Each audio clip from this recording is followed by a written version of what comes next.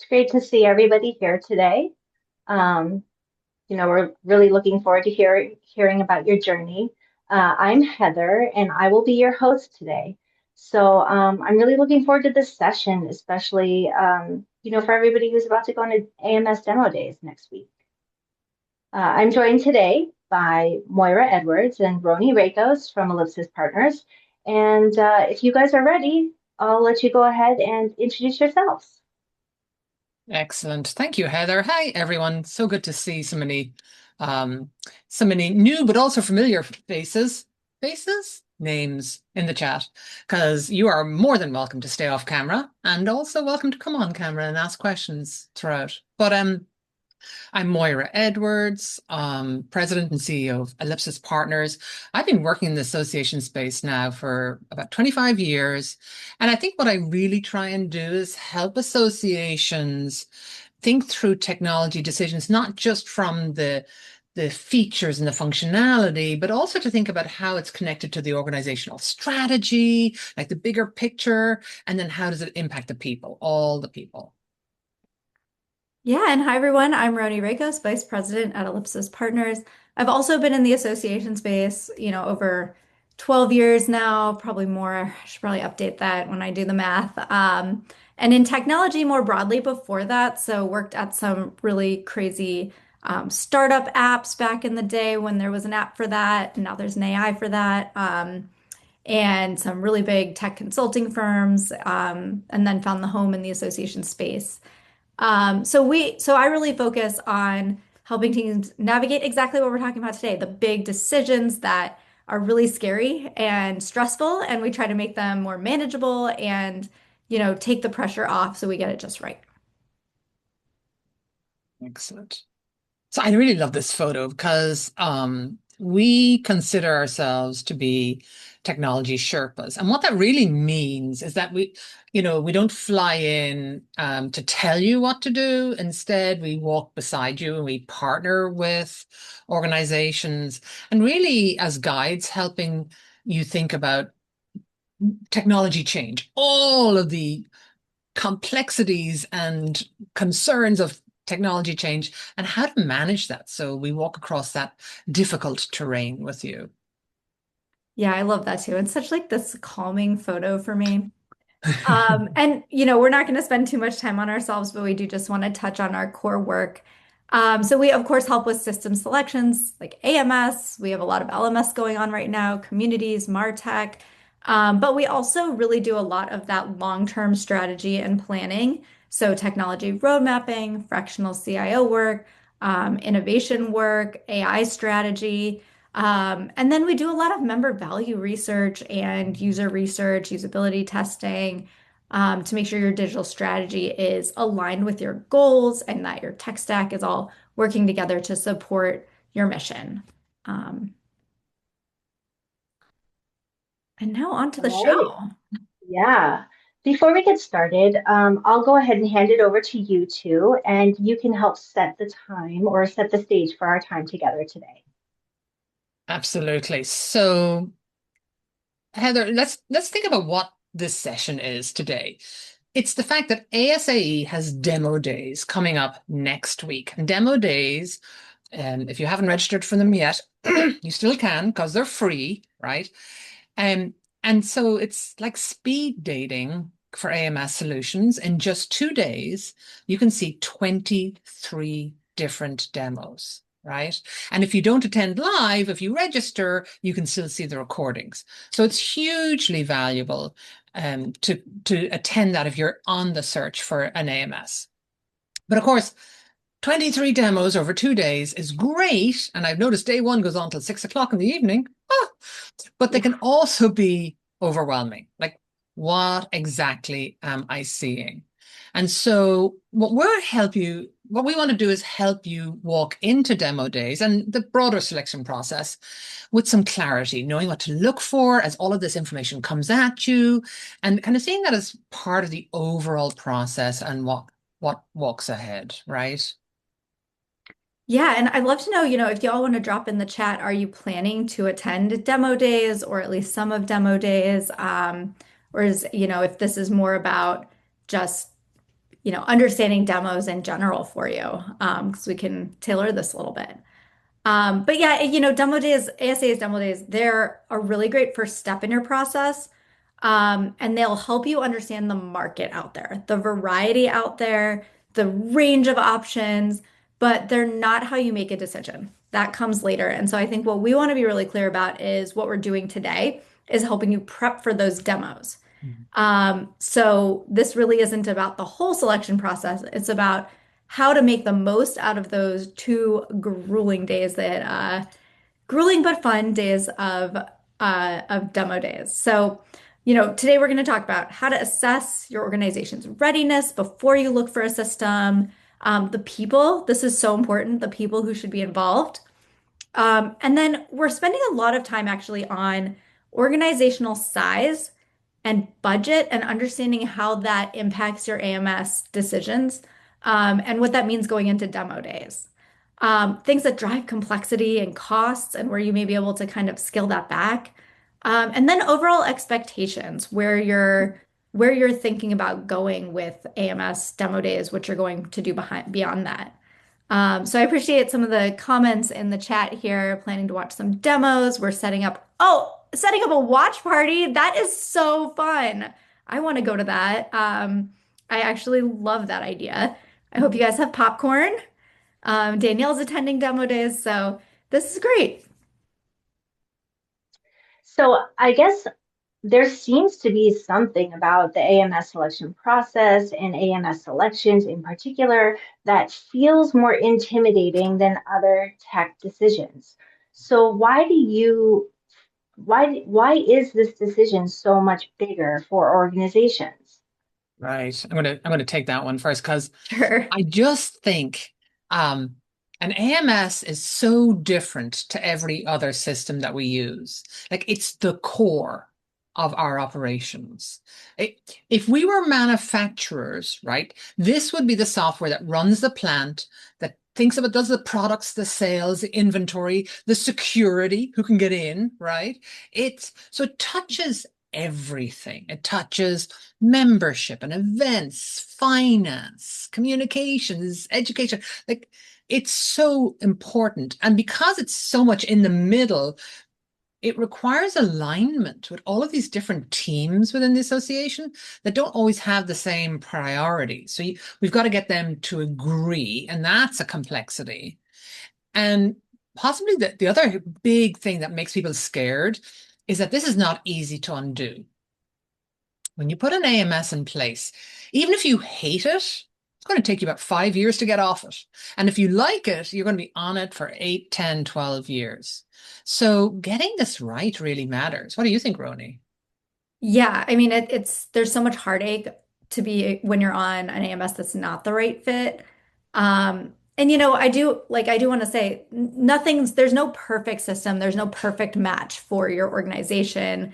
Um, but getting it right means there's an 80-90% match and the workarounds are very limited and the work is very seamless.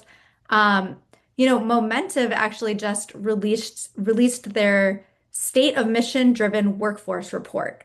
And there's one stat that really jumped out at me. 82% of staff, according to them, who knows what their research methodology was, but according to them, 82% of staff say disconnected systems contribute to burnout.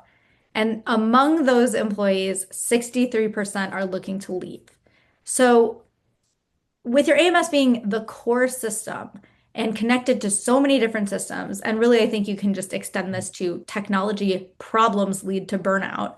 Those are big numbers, and it really does impact people's happiness, people's ability to do their work, ability to um, com complete your mission and be on moving forward with your vision. And so this is so important for organizations. That's why it's such a hard decision. Yeah, yeah, it is. It's huge. Hmm. Yeah, So, so I guess thinking about that trigger point for organizations, like what typically brings an association to this place where they're seriously considering a new AMS to make that leap?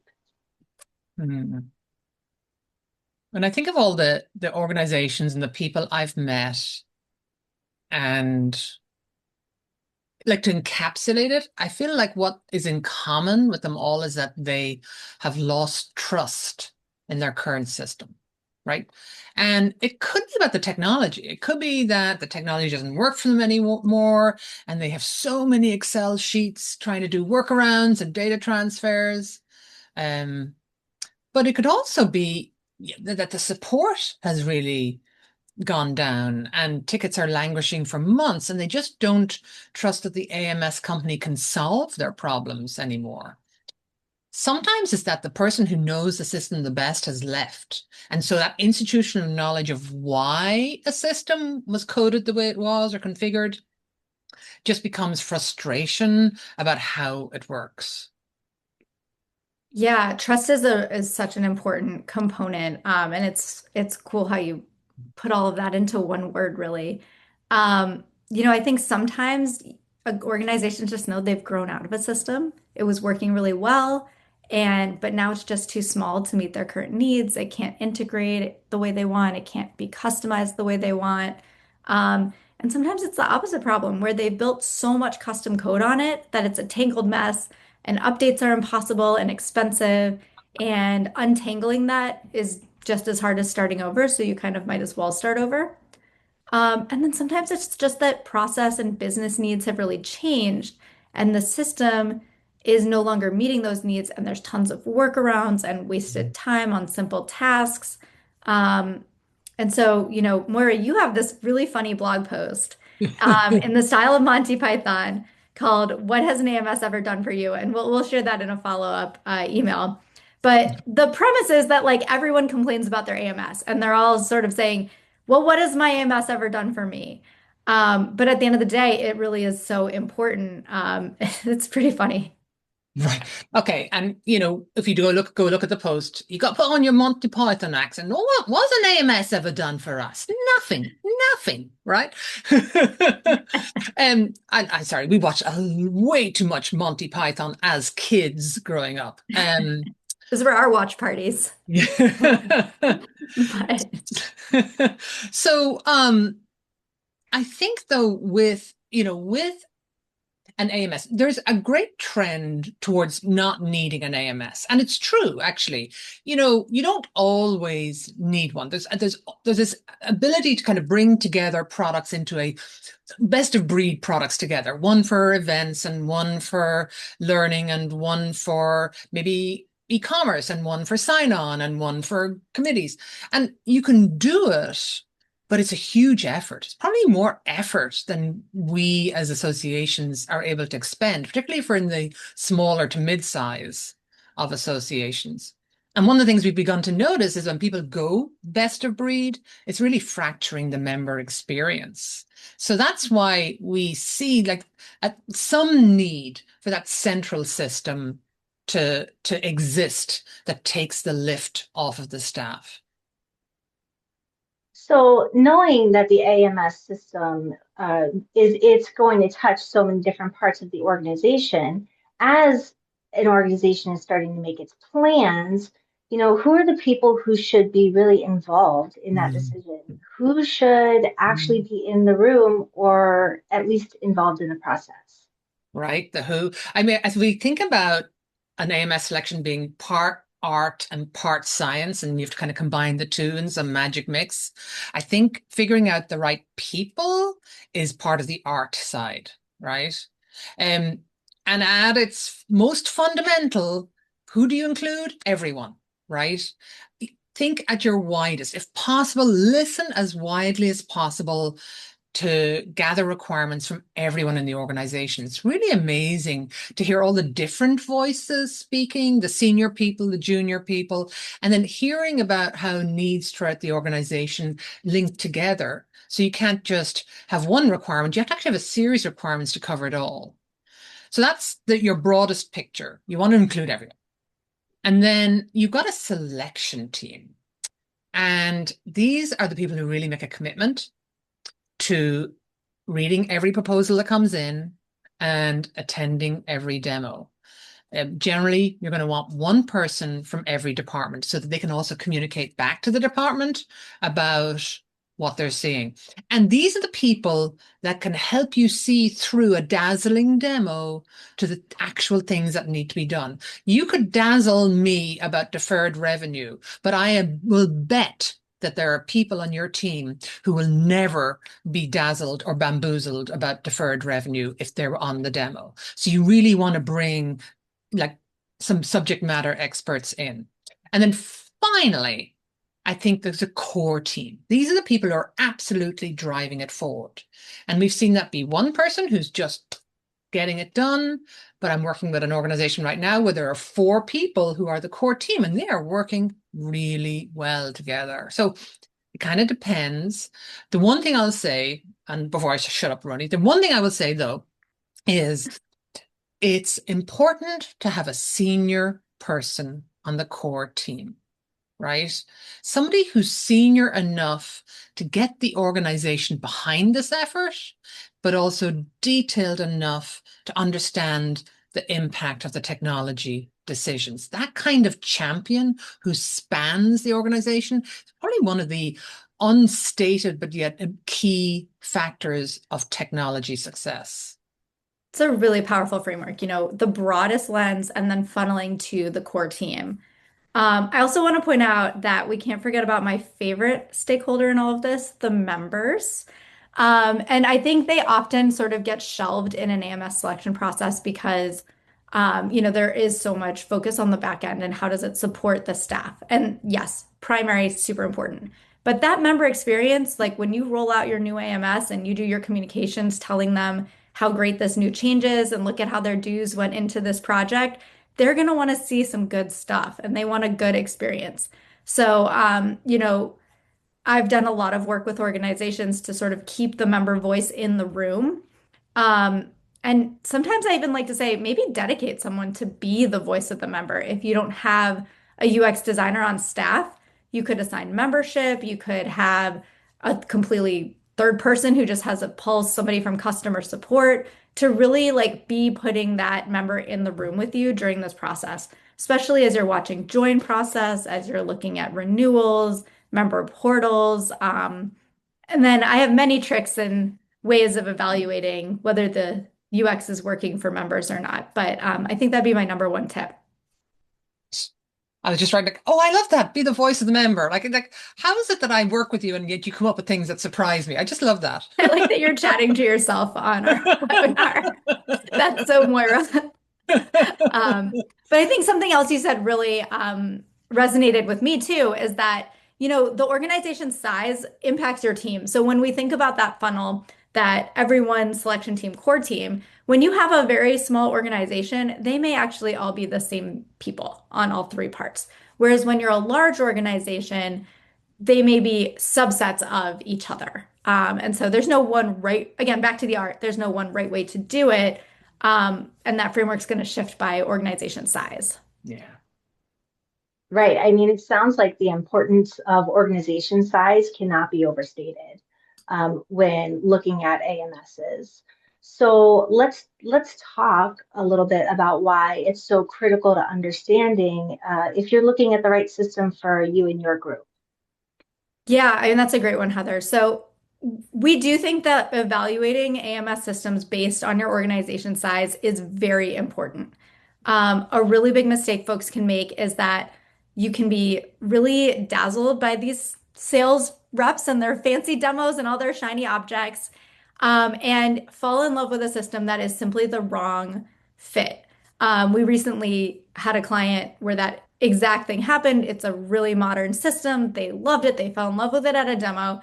And we kind of knew it wasn't a good fit all the way along. It's not our job to say no, it's our job to raise concerns, pros and cons, and we did that. And they've brought it all the way along, and it's like just it was never going to work for them. So it's not, you know, it was sort of not wasted. I mean, it's always a good learning experience for everyone, but that's a real risk. Smaller systems can be positioned to look really comprehensive, and we kind of know, yeah, that's not going to work for your 250 person org. And whereas, so really understanding the size and to the AMS fit is critical. Right. And I think that is probably your main task today is to know what kinds of sizes of systems fit your organization. Um, and we're going to actually talk a bit about cost. There is going to be a slide that talks about different sizes of system and different budgets. That's going to be really useful. Um, but before we get to the money side, like there's the management side. Like if you get a system that's too big, it's just overwhelming to manage. We've seen organizations that overpurchased and couldn't, even though the system could do everything, they could never get it to do everything because it was so much work to get it to do everything. Um, and when we've done evaluations, if the large organizations maybe can make bigger systems work for them, but small ones, if they over-purchased, if they bought something on Salesforce or Dynamics, it was just really hard to get their arms around it within the I team that they had and within the budget that they had. So, Roni, you've worked with many different size organizations in these. What have you found? Yeah, I mean, I think we've really driven this point home, but knowing your size is so important. And we actually have a guide that we'll share with you all on our website that breaks down the AMSs by size. So you can kind of look at what is recommended. It's not, written in stone, but recommended for your size organization. Um, I'll share a story. We had one client who is a mid-size, I would say. And they were really interested in Salesforce and particularly nonprofit cloud. And I love Salesforce. It's a phenomenal system. It's a best-in-class CRM, and nonprofit cloud has made a ton of huge advancements. It's a great system, but looking at their technical team and their capabilities, and the business around what they do. It just felt like this very big overreach. And so, again, we don't say no, we just highlight the pros and cons. And one analogy I use to try to help them understand this is you're kind of considering a cruise ship, and what you really want is a really nice yacht. And like, can we just be really happy with a really nice yacht? Because the I want the best, yacht. I would take a yacht. I don't need a cruise ship. Um, but when you kind of over purchase like that, the best case is that you just don't use a lot of features and you're overpaying for the system. But the worst case is that you have trouble maintaining it. It's confusing. There's not enough training. There's not somebody who knows the in and outs of every system. With Salesforce, we usually recommend somebody as a Salesforce admin or get Salesforce certifications. So And that, Salesforce skills are expensive. yeah, Yeah. they are. And then on the flip side, if you're too small and you grow out of it too quickly, that can be a problem too. Moira, I love your shoe analogy. Buying an AMS, and for apologies to those of you in the room who've heard this before, buying an AMS, I think, is like buying children's shoes. So it should fit now, absolutely, and it should have room for growth, like room for foreseeable growth. But you don't want it to be so large that it trips you up. And we've absolutely seen organizations tripped up by not being able to get their arms around a system that's just too big. So we have cruise ships to yachts. We've got shoes in the next size up. We're just crushing these And analogies there's today. also getting your arms around it. So like Arms we've mixed around it, we've all mixed sorts of so things. many metaphors here. Well, when people are thinking about the AMS landscape, maybe talk a little bit about the idea of an all-in-one versus a best of breed or a hybrid, and how that would relate to an organization size as well. Yeah, so let's define the terms. I mean, Moira actually took care of a best in breed earlier when she so beautifully described what that means, where you have all sorts of independent, built for purpose systems that are connected together and integrated. So your AMS would really be focused just on membership management in a perfect best of breed scenario. And then you'd have event management and certification management and your LMS and your community and your all sorts of your ecosystem is large and independent, best of breed, built for purpose products, all integrated together. And of course, with a billion integrations, you probably have an iPaaS layer. So that's an integration platform as a service. And you probably have some sort of data lake or middleware layer as well, or data lake or data warehouse, sorry, layer as well. And so this gets really complicated.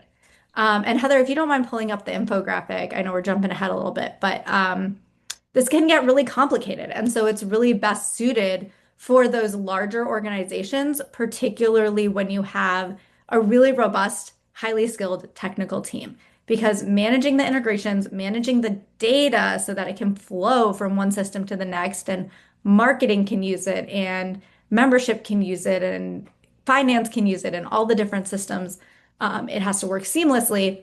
These are for your largest organizations.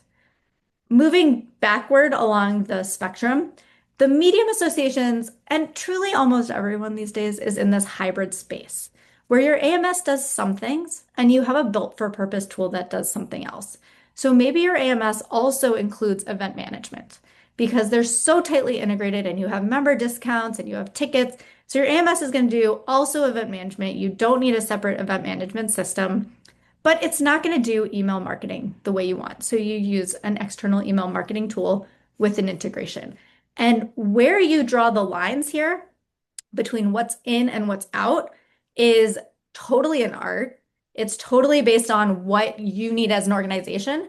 And this is actually where we see a lot of our technology sort of road mapping come in terms of what are the business units needs today and in the future, and does the AMS fit that, or do you need a built for purpose system? So marketing automation is a really good one where if you're doing really simple marketing, some of the AMSs have like decent marketing automation systems, but the more advanced marketing you see yourself using, you're going to have to move to a MailChimp, Constant Contacts, Campaign Monitor, HubSpot, because it's just they do more. And so the lines there can shift and change over time. And then moving backward again through the spectrum, the smallest associations, 1 to 5 folks where you're wearing every single hat all at once, you probably can't manage very many integrations. You're going to end up with manual import exports. And so as much all-in-one as possible, bringing it all in, these AMSs are going to be very jack of all trades. And so, it has its benefits from a management perspective, and hopefully your organization grows and you can kind of expand out of that. And of course, I imagine that size here relates directly to the budget, right? Yeah. Would you go ahead and share the next slide there? And you might want to kind of make that, not you, Heather, but like if you're looking at this, kind of zoom this in a bit, because this is what we're seeing in the market right now. So if you're small, you're less than 10 staff in the organization, that's more your all-in-one. The AMS has to do the work of a person, at least, if not two, right?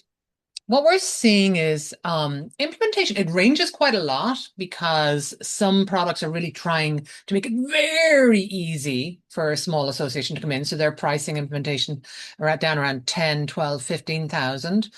Others are doing more work for you. So they're doing maybe more work in the data migration or configuration. So implementation can get a little higher. And then licensing we typically see in the region of 15 to 25,000 per year for these smallest of systems. If you're mid-size, so in this case, I'm thinking like up to 30 staff, right? Like, so you're beginning to need that. In addition to the AMS, there's other things, your LMS, your community. So you've got departments where people are beginning to be specialists, not one person trying to do everything. Oh my gosh, implementation these days we're seeing starting at 100,000, regularly going to 200,000 and going above that. And I don't know if that's sticker shock for you, but it's certainly, I find it hard sometimes looking at these proposals coming in. But what you're getting at this level is the ability to have configuration, customization, and probably quite a lot of integration. So a lot of data exchange, single sign-on across all these platforms. Annual licensing then for those medium size in the range of like 25 to 75. That's very much dependent on the number of staff typically. And if you're a large organization, I hope you have a large pocketbook to go with it. Well, we're talking about enterprise level needs. We're seeing implementations start and now at 300,000. And this wasn't always the case. I feel like it has gone up quite a lot in the last, you know, couple of years of inflation, right? So we're seeing 300,000 to start, easily up to 800,000, a million plus, even for some, particularly if they're international organizations that want to do some work overseas, and licensing starting at 100,000 when you're talking about that number of staff. So I think this is useful information for you to match up with the list of solutions in the market, right? And if you have some sense of your budget, some sense before you go in, then you can have a sense of what you can afford. I mean, that's true if you go into any purchasing process, right? What can I afford? Yeah, really, really helpful. There's also some hidden costs that I'd like to just kind of talk through. Every integration you have is going to be an added cost. So that's important. We all want really integrated systems now. It adds cost. Supporting products. So if your AMS doesn't do a particular component that's really important, sometimes they'll bring in, an award system or an advocacy product, and that adds to the cost. And then at the same time, sometimes you can consolidate. So maybe you have an award system, but your AMS that you're looking at also does awards, and you can make do with their system. And so you can consolidate down a product. Hmm. And then for those really large products, the Salesforce, the Dynamics, you may need to invest in staff training or even a full staff person to admin. And we've really seen folks add an entire staffer whose job it is administering a giant, really large database like that. So all of this adds up quickly and it gets confusing quickly. So we have a cost grid. And Heather, could you share that slide and we can sort of talk through how you can look at apples to apples? Hmm. Because when you get these proposals back, they can be super confusing and they're sort of structured, everybody is structured differently. They're just, nobody is sort of putting it into the same terminology and they all price it differently. So we have this is sort of a sample. So some folks will say website is part of it, and another vendor will say, oh, we don't have a website, and then you have to look at WordPress or something to that nature.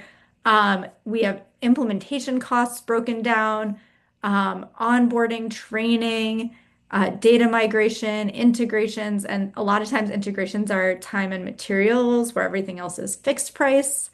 Um, some things are included and some things are not included. And then we have, ongoing and Um, annual costs. Mhm. Ronnie, can you or Heather, can you go back one? Because I just wanted to highlight about the previous slide.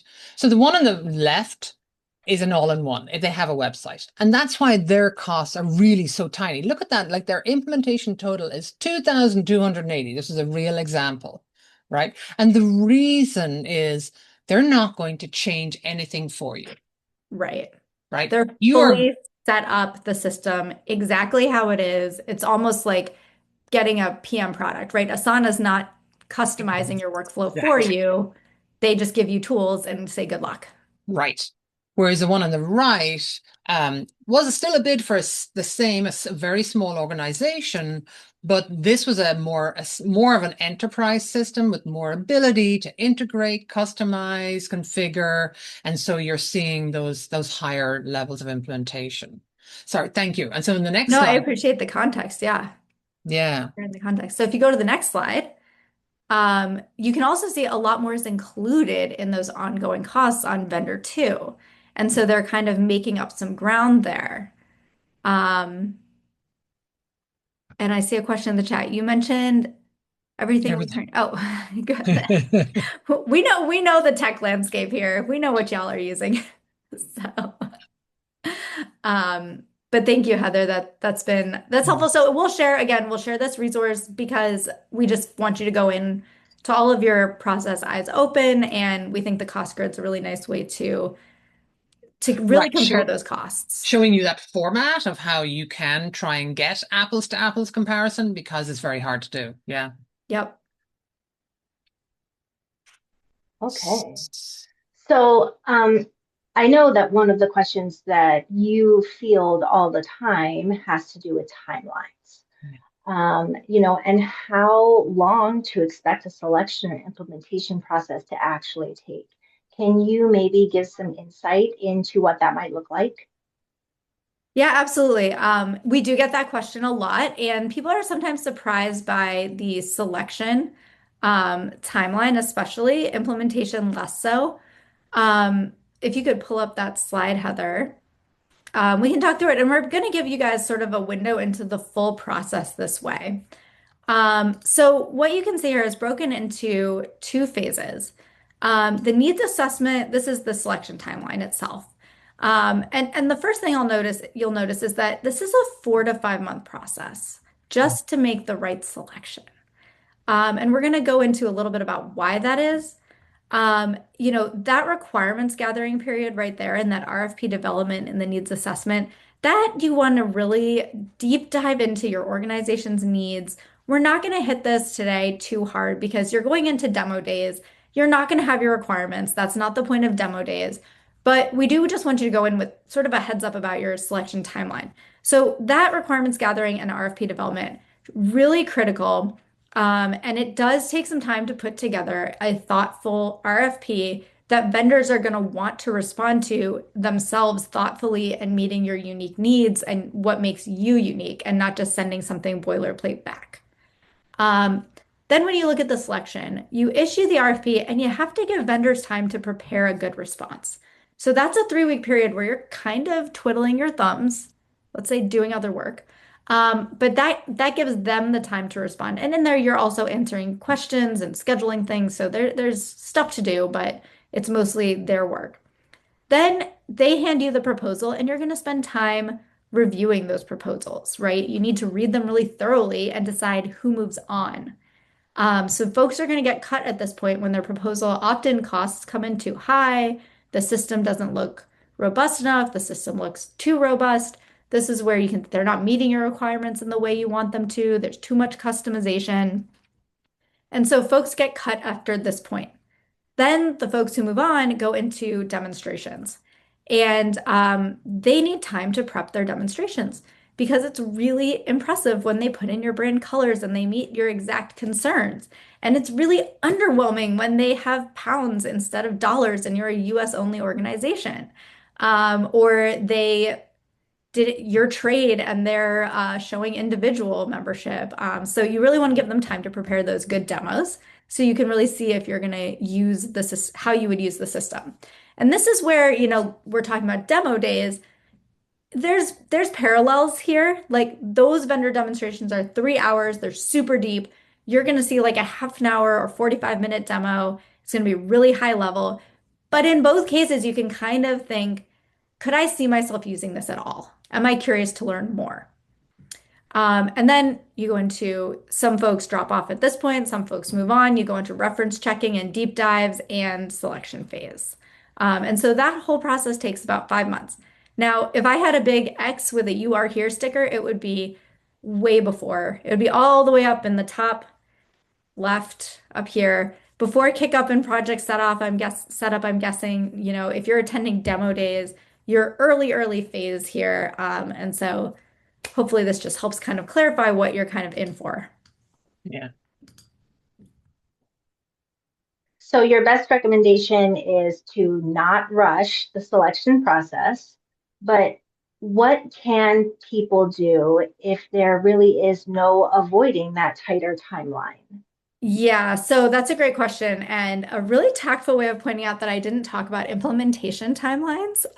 So that's going to be sort of 6 months is your minimum by the time you contract and kick off and they do discovery with you. Your 4 months would be a crazy small implementation timeline. It's really going to be, that would be for your like super small tinies. It's really going to be 6 months. 9 months, I would say, is average, typical. 12 months is, not unusual. And for a massive customized Salesforce Dynamics, hyper customized system, it can be even 18 months. If you need to condense that down, you can try to phase it and say, what is in phase one to really just get this thing up off the ground? and what is in future phases. And if you're really mature with your technology strategy as an organization, you can productize it so that you're using product management practices. So maybe you launch with an MVP, a minimum viable product, which is your bare bones, right? It's the minimum you need to move forward. And every month there's a release, an update, a new module, whatever, every 2 months, whatever your schedule is, you just have this ongoing iterative project management philosophy, which you can apply to an AMS. Um, but yeah, I think the other critical thing is don't skimp on the selection. If you need to condense your timeline, figure out a different way because it's almost like saying, I just didn't want to date my future spouse for that long, so we got married quickly. Like, bad idea. Date them long enough that you know them, right? Like, make a good decision. Yeah. All right, so for everybody who's going to AMS Demo Days next week, we won't have already done the requirements gathering, and we're really just starting to scout the market. What Yeah. are your recommendations for people in terms of what they should think about in advance of Demo Days? What is going to help them make the best use of their time while they're there? Yeah, that's a great question, Heather, because, you know, going into full demos, beyond demo days, you need to have requirements gathering done because knowing what you want helps to see through the shininess of dazzling demos. Knowing what you're looking for is how you see through kind of maybe this what a good salesperson can throw up as the product. But you haven't done that yet, more than likely. So next week you're going into demo days. And so the more that you can know who you are and what you want, the better. And you might think about this in terms of what are the first parts of your project charter? If you have a project to replace the AMS, what's the think about what your organization is exactly. What is it that you offer in value to members? So, like, why do you exist? What's special about you? What makes you unique or different or difficult or expensive to put into a system? And what are the big things you're trying to achieve? So, and particularly when we think about what makes you special or unique, you might have some really strong processes that are really critical to you, like a certification process, or maybe you're an invitation only organization. And so you have a whole invitation and voting process, right? You might have unique products for members, like insurance products or consulting to help them improve.